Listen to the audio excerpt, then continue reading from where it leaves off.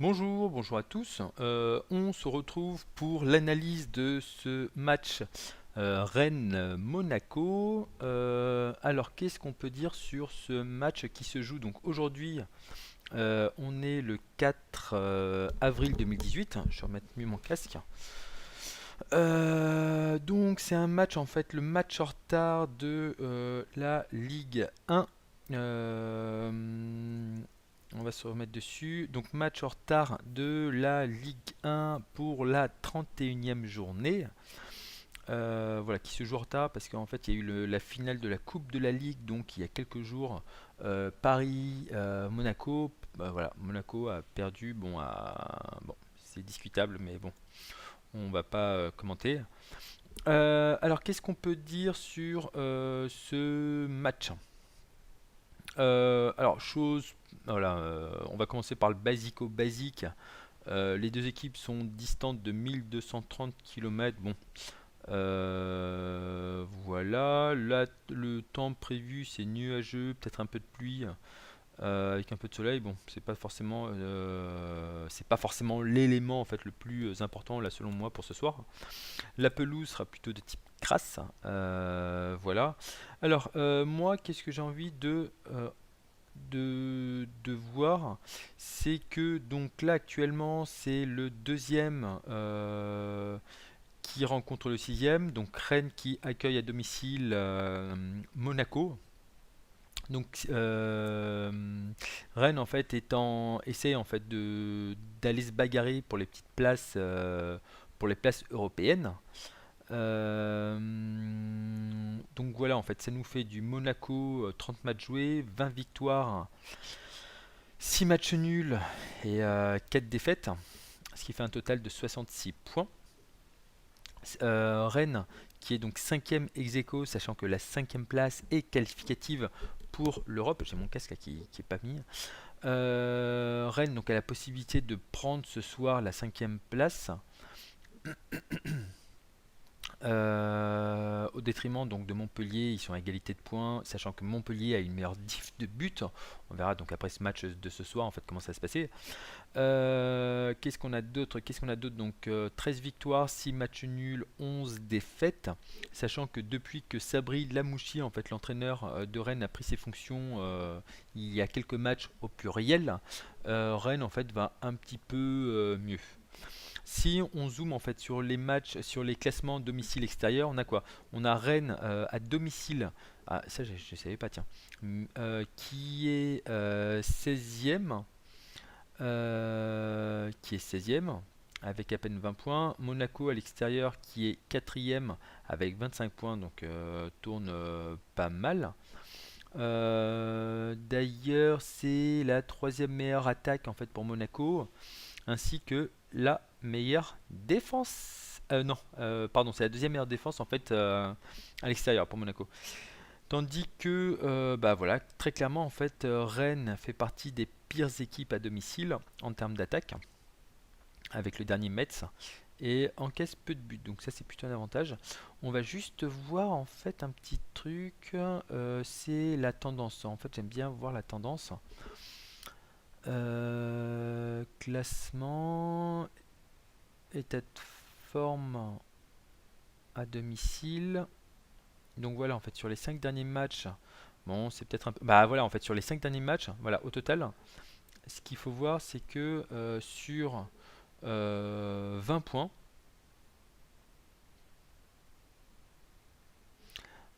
ils en ont pris presque la moitié sur les 5 derniers matchs. Donc c'est vraiment dire que voilà, l'apport de Sabri Lamouchi en fait a été un petit peu plus, a été quand même décisif. Qu'est-ce qu'on a d'autre?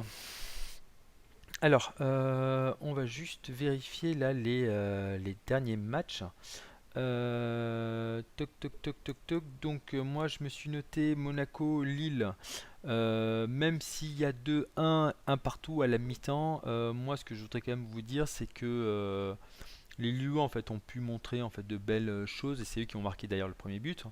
Mais Monaco en fait voilà en fait il pêche peut-être un petit peu par excès de confiance, sachant que il manquait ou alors il reprenait tout doucement.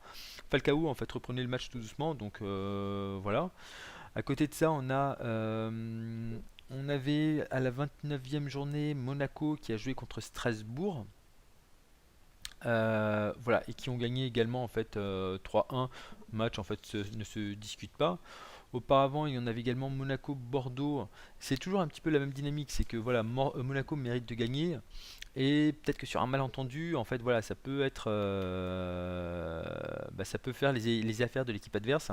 Et là, typiquement, en fait, Bordeaux a également mené de mémoire, je crois. Mais voilà, en fait, Monaco, à force d'attaquer, d'attaquer, d'attaquer, ils ont fait le taf. Et la même chose pour Toulouse-Monaco. En fait, voilà, ils peuvent pêcher 3-3. Ils peuvent pêcher. Monaco méritait également encore de gagner comme pour Bordeaux. Mais voilà, en fait, par un excès de je sais pas trop quoi en défense, en fait, ils ont foutu n'importe quoi et ils ont perdu. J'aime bien m'arrêter aux 5 derniers matchs, donc on va s'arrêter à Dijon. Dijon, en fait, sur le cinquième match, donc ouais, match clair, net, sans bavure. Enfin voilà, ils ont marqué. Dijon n'a pas forcément eu de chance et tout, mais voilà, Monaco méritait de gagner. À côté de ça, on a une équipe rennaise qui a fait un match face à Rennes. Pour moi, en fait, le 2-2 est bien le reflet. En fait, les deux équipes en fait méritaient de gagner. Il n'y en a pas une qui était meilleure que l'autre. Ils ont joué contre 3. Moi, je m'étais noté quoi? J'ai regardé le résumé. En fait, je m'étais noté que pour Rennes, voilà, ils ne méritaient pas de perdre.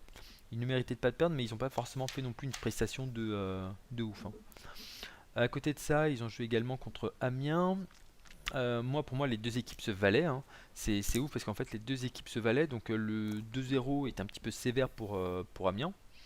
Ensuite, contre Saint-Étienne, qu'est-ce qu'ils ont fait, les petits loups? Les petits loups, ils ont fait. Ouais, moi j'ai noté en fait que les deux équipes se valaient également. Donc voilà, avec un peu plus de réussite, Rennes aurait pu gagner. Mais bon, on voit la tendance quand même se projeter, hein. Ensuite, Bordeaux, Rennes, pour moi, les deux équipes également se valaient. Donc voilà, on voit quand même que cette équipe rennaise, c'est une bonne équipe. En fait, ils ont un petit peu de réussite. Mais ouais, ça s'arrête. Pour moi, ça s'arrête vraiment là. Ça s'arrête vraiment là. Ils ont eu de la réussite et c'est pas forcément dit qu'ils gagnent. Inversement, également Monaco en fait, ils ont de la facilité à marquer des buts. Mais mais voilà, il faut faire attention. Il faudrait qu'ils fassent attention à leur défense. En termes de blessés, on a Mexer et Traoré en fait qui sont absents. A priori, Traoré c'est pour un carton rouge. Mexer, c'est pour quoi d'ailleurs? Je sais pas trop en fait quel est ce Other Reason. C'est marrant, on n'a pas la raison. C'est pas grave, hein. Donc, alors attendez, je vais juste voir un petit truc. Toc,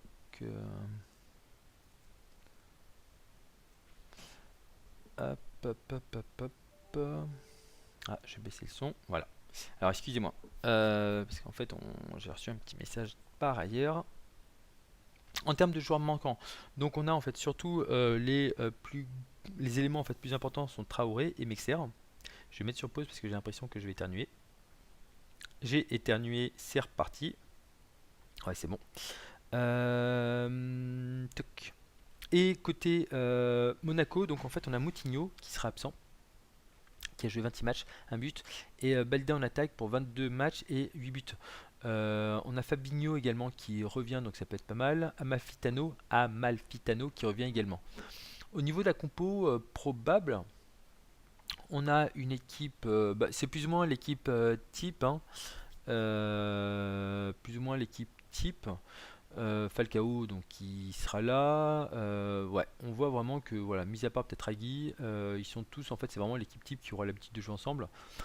Du côté de Rennes, on voit quand même par exemple qu'il y a Pritch, Danze qui n'ont pas forcément l'habitude en fait de jouer avec ses coéquipiers. Les automatismes seront moindres, quoi qu'on en dise, sera un peu moins, pardon. Donc voilà. Le meilleur buteur c'est Kazri qui sera bien là, 9 buts pour 19 titularisations. On a Bourigo qui sera là en fait. Donc voilà, en fait c'est vraiment sur le côté droit et tout, le milieu offensif qui font l'affaire. ainsi que Sarr sur le côté gauche. Donc voilà, c'est vraiment le milieu de terrain qui sera là. De l'autre côté, en fait, on a Falcao, donc le meilleur buteur avec 17 buts. Donc c'est très probable d'ailleurs qu'il marque un but, hein. On a Lopez qui sera également là avec 10 buts. On voit quand même qu'on a une équipe en fait pas mal, pas mal. Et ce qui est normal d'ailleurs parce qu'ils sont second du championnat. Alors maintenant, qu'est-ce que je voulais vous dire? Qu'est-ce que je voulais vous dire? Moi, ce que je voulais vous dire, c'est que maintenant, si vous voulez retrouver en fait le pari que je vais vous proposer, je vous invite à cliquer donc sur le lien qui se trouve en dessous de cette vidéo pour retrouver en fait le pronostic que je vous donne gratuitement. Et voilà, comme ça en fait vous saurez vers quoi je vais pencher. A tout de suite, cliquez sur le lien qui se trouve en dessous de cette vidéo, à tout de suite.